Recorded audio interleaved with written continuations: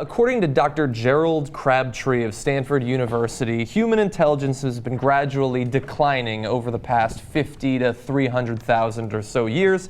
We've been losing our cognitive capabilities. Now, he has a theory for why that is, a scientific theory that he actually has some evidence for. But before we get to the actual evidence, you probably remember Ken Ham. He's the guy who runs Answers in Genesis. He's building the Ark in the middle of America.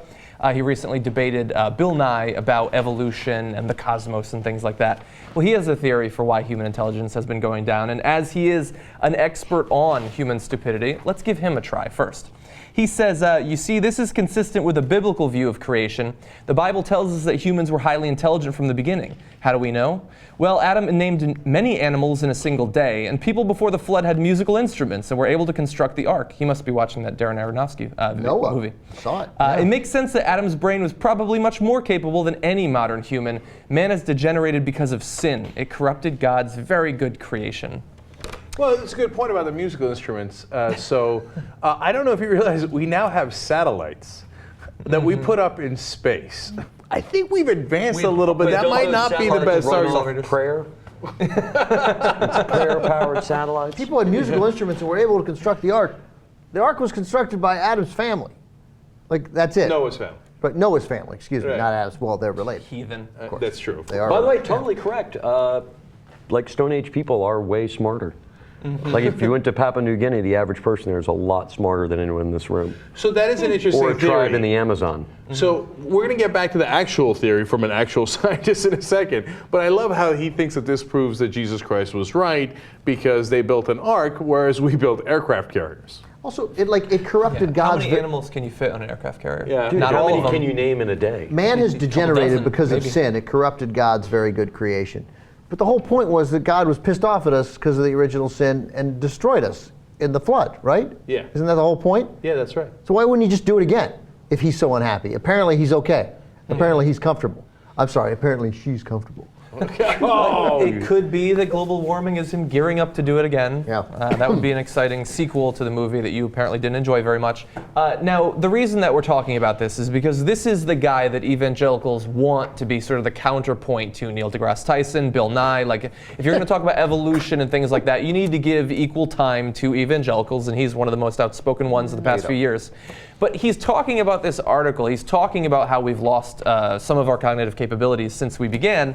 But he doesn't apparently read the entire article because there's a very good explanation for it, or at least Crabtree's attempt at explaining it, that has nothing to do with sin degenerating our brain. First of all, I'd love to see how you test that theory. Get a guy to do a test or something, and then fuck a few prostitutes, and have him do the test again. Maybe his score goes down. Noah's family fucked each other. That's the greatest sin of all. No offense.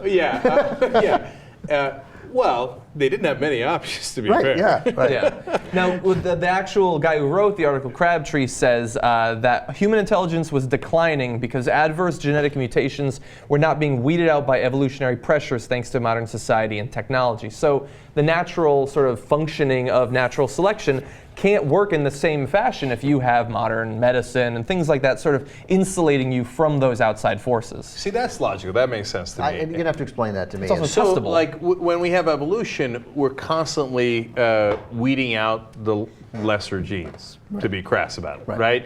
And so, since we basically stopped evolution because we're all surviving, it's very rough, but roughly so, right? I would say altered its course. I mean, we are still Certainly, changing. yes. Certain characteristics are still being selected for. They're just not the ability to dodge tigers or avoid sickness necessarily. Or to be crafty Dodging enough tigers to takes survive no in the brains. wild. Right. Right.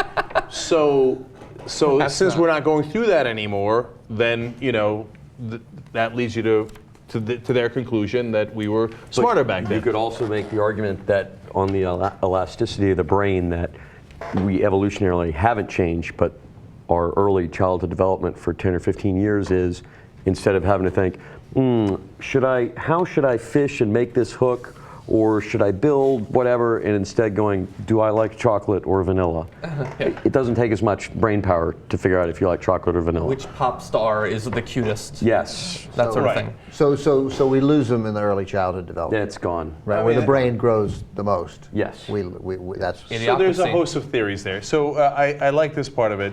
The leading geneticist said the peak of human intelligence probably occurred 50 to 500,000 years ago, before our ancient ancestors left Africa. That's when we were smartest. And when Republicans and Ken Ham heard about that, this was their reaction.